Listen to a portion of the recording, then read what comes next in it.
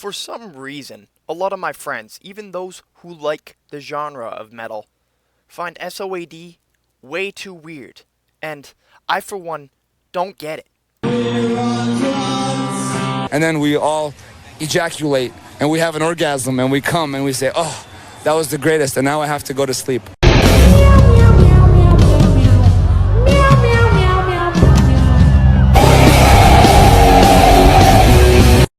Alright, maybe they have some merit.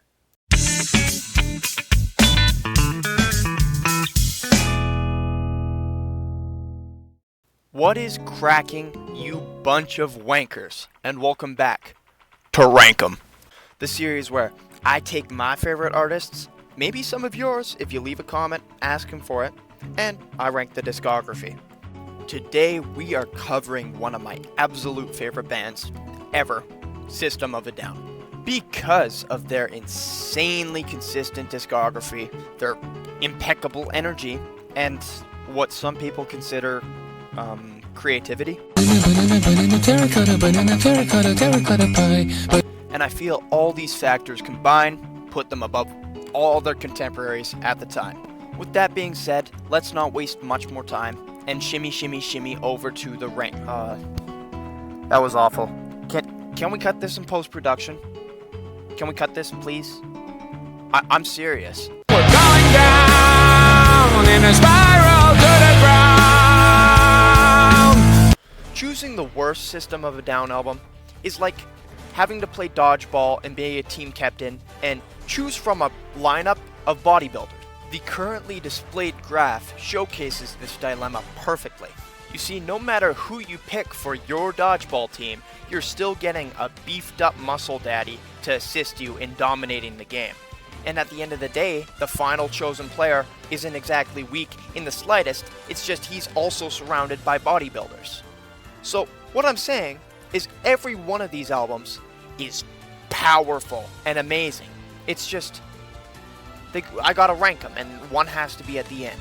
Before I tell you why I rank this last and all this album's problems, Hypnotize has a lot of pros, and if you can't gather, I'm gonna run through them now. And for starters, the guitar work. Oh my god, every riff here is rapid and blistering as hell. Tracks like Attack and Tentative are just prime examples of how much of a hurricane of a riff machine Darren Malakian has become over the band's lifespan. This guitar-inspired songs that help unite the world, and we hope it gives you inspiration as well.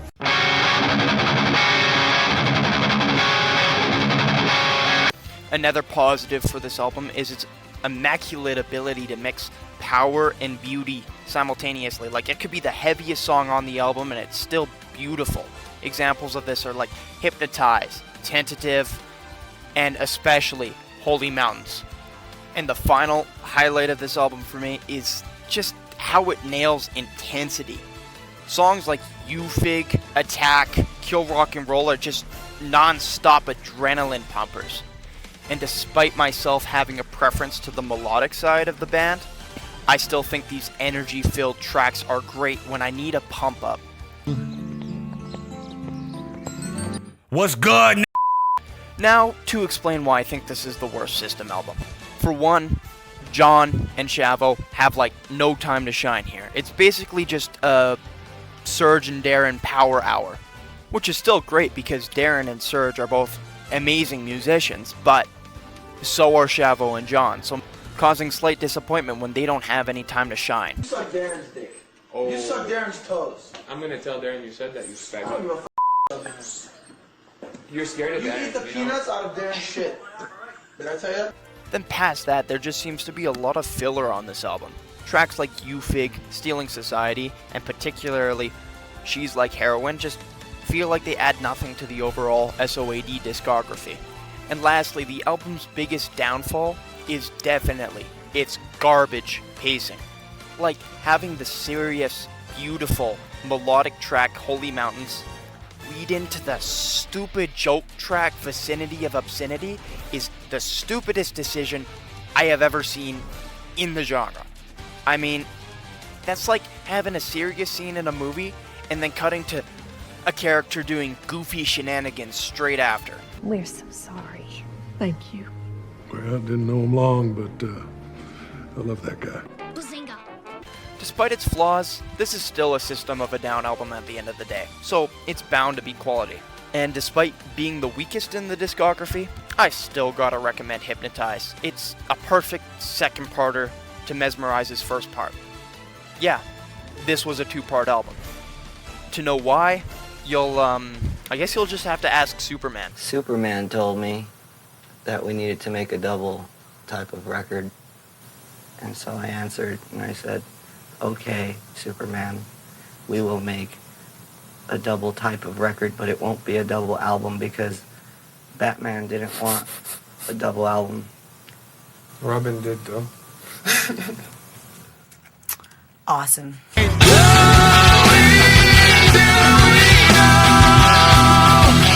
And fourth in the ranking is Mezmerize, Hypnotize's older and somehow quirkier and more eccentric brother.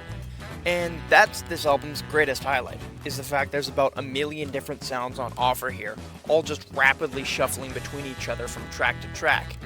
This is the album that most perfectly represents how absolutely batshit insane the band itself is. Like, for example, right now, if I pulled out a knife and stabbed John in the neck, if you put it on the internet, it would get a lot of people to watch it. What the hell kind of thought is that? It's just an example, bro, don't worry.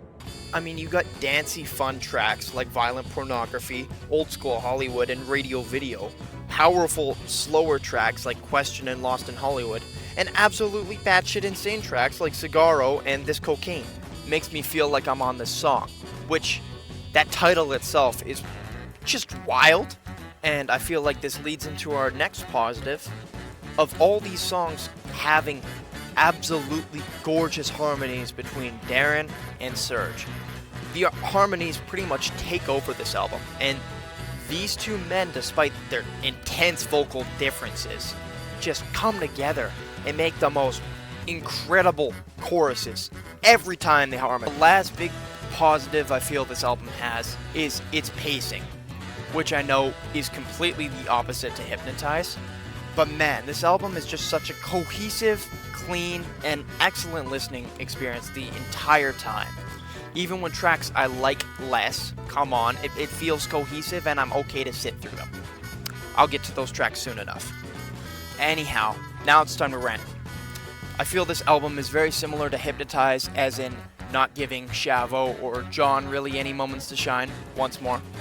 Which they're definitely the two chillest dudes in the band, so I know they're good with it, but I said I'm not good with it. So what does their opinion matter? I was gonna say chicks and do drugs. But overall, that's a small nitpick to the much bigger issue I have with this album. It's just lacking highlights compared to every other album in their discography. After some intensive research and getting a few images from Google, here's my data. This graph here represents every album in System of a Down's discography aside from Mezmerize. Notice how it fluctuates. It has low points and high points. Peaks, as I would call it. And because of these peaks, we can have greater takeaways and highlights from the albums. Now this graph represents Mezmerize. See how it's flat and there's no differentiation? It's because all the songs on here are of a similar, consistent, good quality. But that leaves us at a point where there's going to be no highlights. There's no real takeaways you're going to get from this album because it's all relatively similar in quality. There's not one song that exceeds the other, in my opinion. It's just a relatively solid experience overall. But that leaves it not leaving an impression. Then I add on to that this is the shortest album in the discography, and you can put that all together to mean this is by far the least significant, least important, and least interesting album they have on offer. So it's not bad, it's just nothing special in my opinion. So this is a great album, but we're ranking them, and all the albums above this have significance for me. So give this a time of day. It's a really enjoyable album. It just, compared to the other ones above it, this one did not leave me mesmerized. Kill yourself. I don't think you trust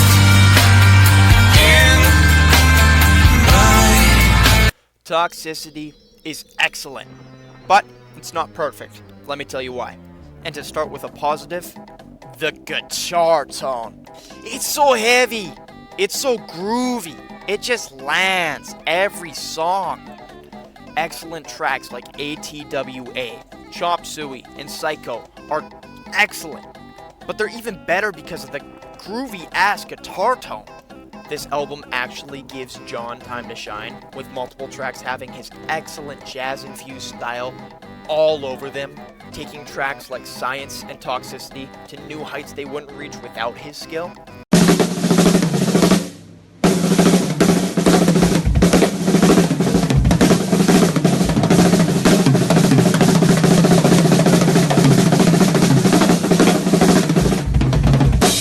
Serge Tinkleton also has his best overall performance ever on this album, in my opinion. His vocals are just coarse, rough, aggressive, but still beautifully melodic. Me off behind the dumpster, yeah. Gonna bite you again. That's a children's song. And there's even more positives. For one, the Armenian and Middle Eastern folk influences on this album just excel the metal somehow. It's an insane but beautiful combination. And I also want to commend how the band feels like an actual unit here. Sometimes, yeah, it does feel like a Darren Surge wank-off sesh, but on Toxicity, they are one whole band that loves each other. Hopefully. I think we all see eye to eye, and we respect each other as friends and band members, which is why we tour, which is why we have fun together, we rehearse together, we're in the same space, we crack jokes. We don't have our only problem is seeing eye to eye artistically. Yet, despite all these positives, this album kinda has a glaring negative. And it just has some really unnecessary filler tracks. Like the highlights, man. You throw on Forest, the title track, Atwa, Needles, hell, Deer Dance, I'm in Love. But then there's songs like X and Jet Pilot and Bounce that kind of just feel like throwaways in my opinion. And they're all in the same section of the album too, causing the album to start godly, hit a middle section that kind of takes me out of the experience, and then it gets godly again. It's just bad pacing wise, as well as just being kind of unnecessary songs. And don't take this as me kicking the album while it's down, because this is the System of a Down album, world renowned. It's not like I can do any damage on its reputation. It's just this album has a problem the two above it in the ranking do not have. Therefore, it is ranked here. We cool? What's wrong with you, bro? What the heck? You tripping, bro? You tripping! Still, don't let me dissing it stop you from listening to it, because Toxicity is a masterclass in album. Yeah, I sounded smart. Anyhow, I bet you're wondering what I could possibly rank above Toxicity. Well, we're gonna venture into space, and we're gonna take a balloon really high in the sky, and then we're gonna jump.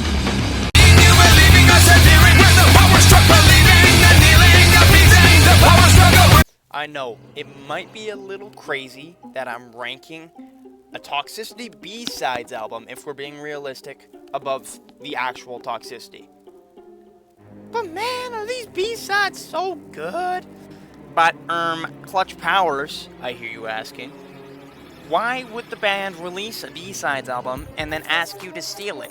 This seems like a stupid marketing stunt. No worries, anti-capitalistic Discord mod. I will assist you in letting you know why they released this album and called it that. You see, a couple of no-good doers managed to take away all of the outtakes from the Toxicity recording sessions. That's all the bonus songs they recorded for the album and didn't put on the album. And then they released it as Toxicity 2, which, I don't know if you can gather this, but that's stealing. Stick 'em up! This is a robbery! So you see, the album had already been stolen, therefore it gets the name Steal This Album. All they did to it was reorder the tracks, improve their quality, and just absolutely cook This is gas!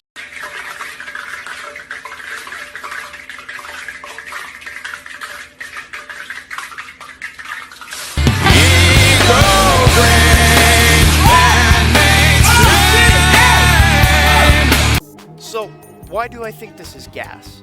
Well, the main reason, pretty simple. It's the best overall blend of SOAD's two best styles of powerful and melodic, and goofy and quirky, and they capture both exceptionally on this album.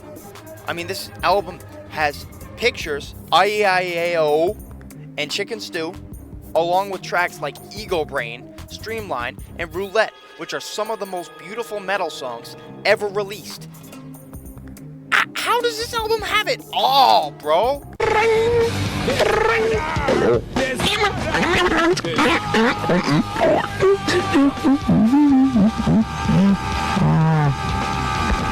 Another thing this album does exceptionally well is pacing. I mean, it starts fun, quirky, fast, energetic, and slowly the album gets more powerful and slow and melodic and downright epic. It's just a slow train ride from, I don't know, fairyland to Vietnam. Pepperoni, angry peppers, mushrooms, olive chive. Pepperoni, angry peppers, mushrooms, olive chive. I have a problem that I cannot explain. I have no reason why it should have been so plain. And to glaze just a little more, every track here holds your attention. It's full of energy, they're fun, no complaints with the track list. Well, there might be one too many gimmicky songs on here for me.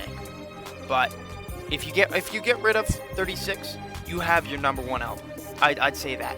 If 36 was be ridden of, even though it's barely a track because it's 40 seconds, I'd be a happy man, and Steal This Album will get the number one placement. But no, 36 does exist. Too bad.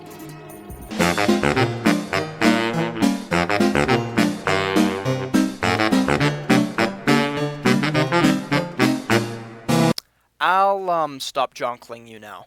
But just so you know, Steal This Album is pretty much comparable to our number one choice as well. It's just 36 kind of sucked ass. Anyhow, check it out. But we gotta move on to that number one slot, am I right? My cock is much bigger than yours.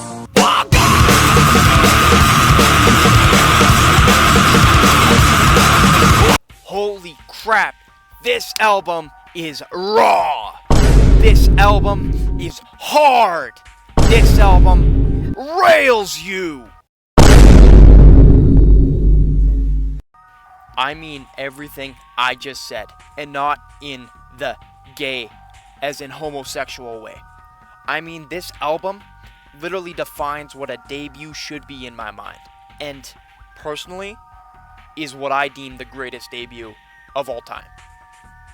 It somehow captures everything the band would become, and more. I mean, we've got an unhinged, demon-esque Surge on this album, screaming his literal guts out.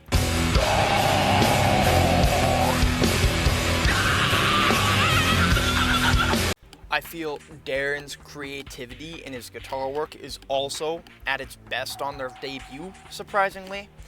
I don't know, every riff on this album just feels so unique and bouncy, I suppose. Completely going against the dark atmosphere that's happening, but it just feels so System of a Down. The guitar line and then changes.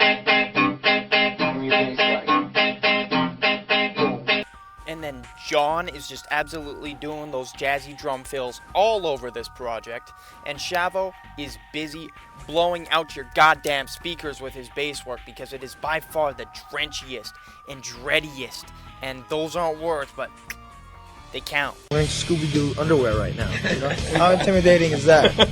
I don't think there is a single bad track here. Every track has its place, from the quirky, funny ones to the heavy-ass ones to the just boppy, fun tunes. It's all deserving of a place here. The atmosphere is great. Oh, I'm just busting, bro. I don't believe System of a Down have topped this album. And that may sound like a really negative thing, but when the album they're trying to top is this debut, it's not. Because this debut, it's pretty much impossible to top in my opinion. So, what are you doing? Go listen to it, you bloody Let the Messiah go through my ass. And that's all, folks. Not only for the video, but also for probably System of a Down as a whole. Aside from, you know, a concert on the West Coast once a year. It just really bites my biscuits how everything went down with them. Creative differences, splitting them aside, and even then, some of them just aren't themselves these days anymore.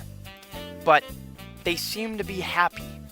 And despite the fact that every part of my body, from my head to my penis, thrives for a new album, they don't owe me anything. They gave us 5 of the best metal albums of the 2000s and 90s. They don't owe us shit. They earned the praise, the respect, and the rest they now have. So let us all enjoy what they gave us and move on with our lives. 1, because that's what they would want. And 2, the video is over, you wanker. So, have you enjoyed it? Feel free to like and subscribe. It means the world to me. And that's the only time you'll catch me sentimental.